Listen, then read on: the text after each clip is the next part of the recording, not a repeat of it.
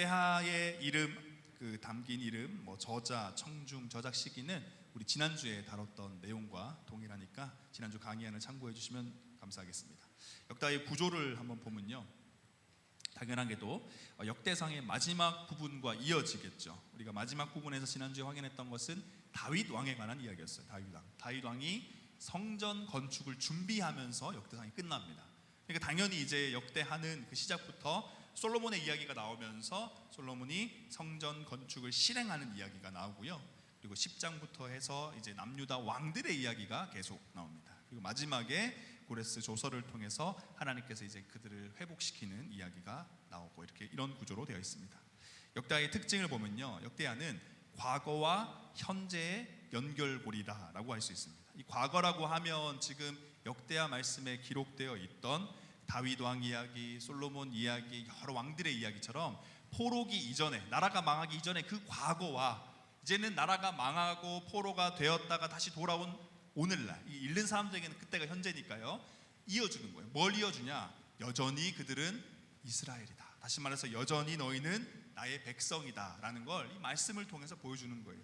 그때 너희들이 경험했던 하나님, 누렸던 하나님, 너희들에게 했던 그 약속은 지금도 유효하다라는 걸 보여주면서 연결고리가 된다라는 겁니다. 그리고 메시아적 역사 서술을 한 게 역대하의 특징이에요. 이게 메시아적 역사 서술이라 하면 뭐냐면 결국 성전과 그리고 성전 회복과 다윗 언약이 역대기에 계속 나오는데 결국 이것을 통해서 하나님께서 제시하시는 뭐냐? 예수 그리스도를 기다리게 만드는 거예요.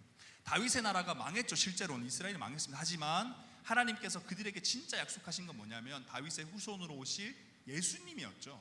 성전이 그 건물이 의미가 있는 게 아니라 성전에 담긴 하나님이 너와 함께 할 것이다, 너희에게 찾아갈 것이다, 구원을 베푸실 거다라는 예수 그리스도가 또 진짜 메시지였죠. 그렇기 때문에 성전을 건축하고 다윗 언약을 계속 다시 한 번 더 묵상하는 것은 결국 예수 그리스도를 기다리게 만들고 대망하게 만드는 겁니다. 그런 점에서 역대하가 뭐다? 메시아적으로 기록된 책이다. 그리고 이런 두 번째 특징에 근거해서 이제 저자가 의도적으로 정리를 합니다. 다윗과 솔로몬에 대한 부정적인 사건들을 다 정리해요. 포인트가 딱 있잖아요. 예수 그리스도를 대망하는 게 포인트이기 때문에 부정적 바세바 사건이라든지 여러 가지 이런 것들은 다 제거한 겁니다. 의도적으로. 하지만 이것이 그때를 부정하거나 없다고 이야기하는 게 아니에요. 이거는 저자의 의도에 따라서 정리가 된 겁니다. 그리고 이제 네 번째 특징이 성전 신앙을 강조합니다. 우리가 앞서 지난주에도 확인했듯이 계속 성전 이야기가 역대기에 중점적으로 다뤄져요. 성전 준비부터 완공 이야기죠.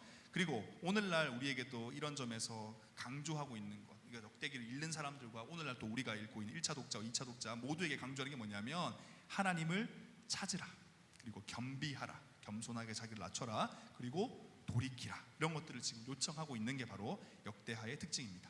역대하의 중요한 메시지는요, 총 세 가지가 있는데 첫 번째는 성전 건축이에요. 앞서 확인했듯이 다윗이 준비하죠. 이게 역대상에 나오는 내용입니다. 그리고 솔로몬이 역대하에서 실행을 하면서 건축하고 언약궤 옮기고 이런 내용들이 또 진행이 되죠. 그리고 성전을 그러면 왜 이렇게 강조하냐? 왜냐하면 성전 신앙, 다시 말해서 성전이 뭐 하는 곳입니까?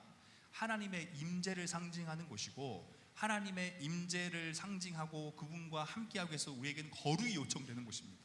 그래서 우리가 거룩하신 하나님을 만나는 신앙이 결국 성전 신앙인데, 이게 왜 강조되냐면 이게 회복의 열쇠예요. 지금 이스라엘 백성들이 포로로 나라가 다 망했다가 돌아왔죠. 하지만 그들이 완전히 다 회복된 건가요?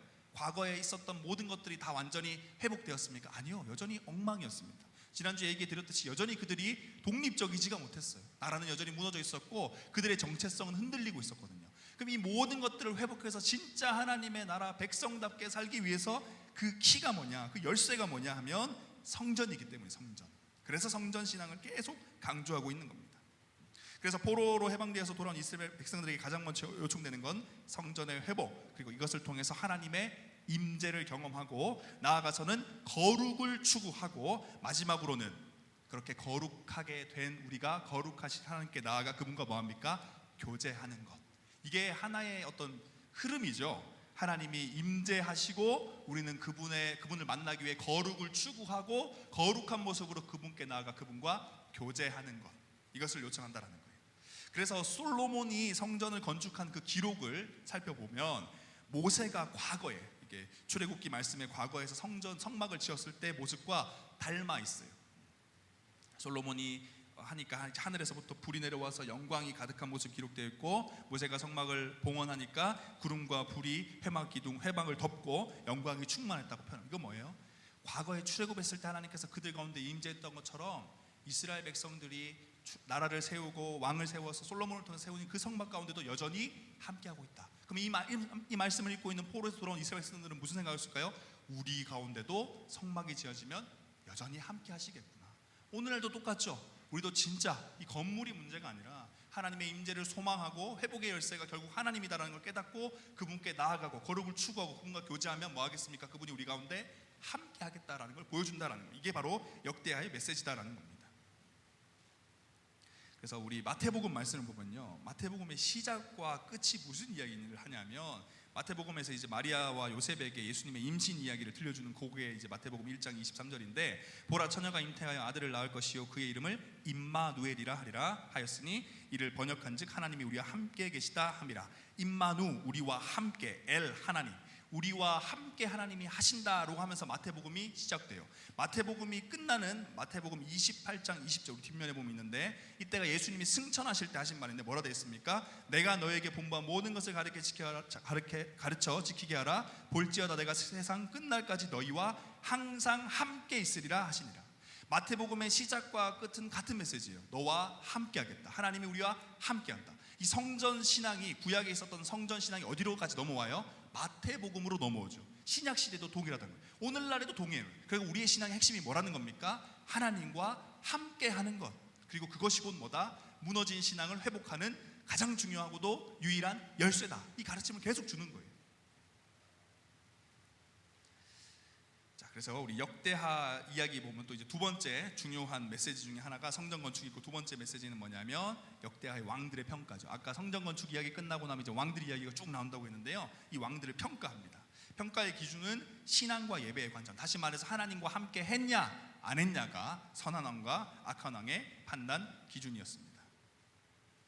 그래서 이 왕들의 평가를 보면 우리가 알 수 있는 건 뭐냐면, 결국 성전 신앙의 핵심은 건물을 얼마나 잘 지었냐, 아니면 그 건물에 들어가서 얼마나 많은 예배를 드려, 이게 아니라는 거예요. 건물과 장소가 중요한 게 아니라 우상을 섬기지 않고 하나님을 찾고 그분의 말씀을 따르면서 그분과 동행하는 신앙이 하나님이 우리에게 요청하는 신앙이고, 그게 우리가 회복할 수 있는 방법이다라는 거예요. 그걸 제시하고 있는 거죠. 그래서 오늘날 우리에게도 동일한 요청을 하는 거죠. 역대하의 이제 마지막 세 번째 메시지는 오늘의 신앙, 1차 독자와 2차 독자에게 요청하는 건 뭐냐면 바로 지금 예배하라라는 거예요. 예배하라. 다윗과 솔로몬의 이 성전을 향한 열심, 그들은 건물을 지으려고 하신 게 아니라 하나님의 임재를 간절히 구한 거예요. 그래서 오늘 지금 하나님을 찾고 또 뭐 해야 됩니까? 겸비해야 돼. 다시 말해서 겸손해야 됩니다. 그리고 그분께 나아가서 기도해야 됩니다. 그래서 그분 앞으로 우리의 인생을 돌이켜야 돼요. 그래서 그분과 함께 동행해야 합니다.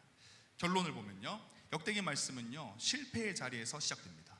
역대기의 배경 우리 확인했죠? 망했어요. 다 망하고 그들은 패배의식에 쩔어 있었을 겁니다. 돌아왔는데, 기껏 돌아왔어도 여전히 주권적으로 나라를 통치할 수가 없는 거예요. 아주 깊은, 아주 절망적인 실패의 자리에서 말씀이 시작돼요. 그들 가운데는 회복이 가장 필요하거든요. 그래서 회복의 열쇠로 뭘 제시하십니까? 하나님이 역대기 말씀을 제시하시는 거예요.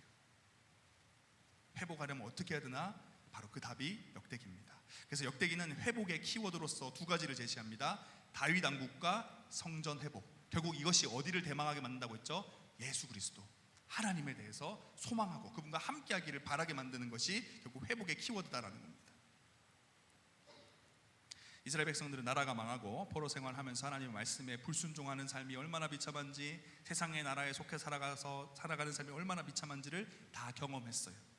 이제 하나님의 통치를 회복할 때인데 그 방법을 제시하죠. 하나님과 함께하라. 그러기 위해서는 찾고 겸손하고 기도하고 돌이키는 것. 그래서 여러분들 이번 한 주 역대하 말씀을 읽으시면서 회복, 우리의 신앙의 회복, 무너진 신앙을 회복할 수 있는 길을 좀 찾으시고 그 길을 쫓아가는, 이렇게 회복하길 요청하시는구나, 이것이 회복의 유일한 방법이구나를 발견하는 신앙 되시길 바랍니다. 우리 역대하 말씀 7장 14절만 한번 읽겠습니다. 20장 20절은 안 읽고 제가 읽어볼게요. 내 이름을 일컫는 내 백성이 그들의 악한 길에서 떠나 스스로 낮추고 기도하여 내 얼굴을 찾으면 내가 하늘에서 듣고 그들의 죄를 사하고 그들의 땅을 고칠지라. 회복의 열쇠는 뭡니까? 하나님께 가는 것. 그래서 여러분들 이번 한 주 회복을 경험하는 한 주 되시길 바랍니다. 네, 여기까지 하겠습니다. 고생하셨습니다.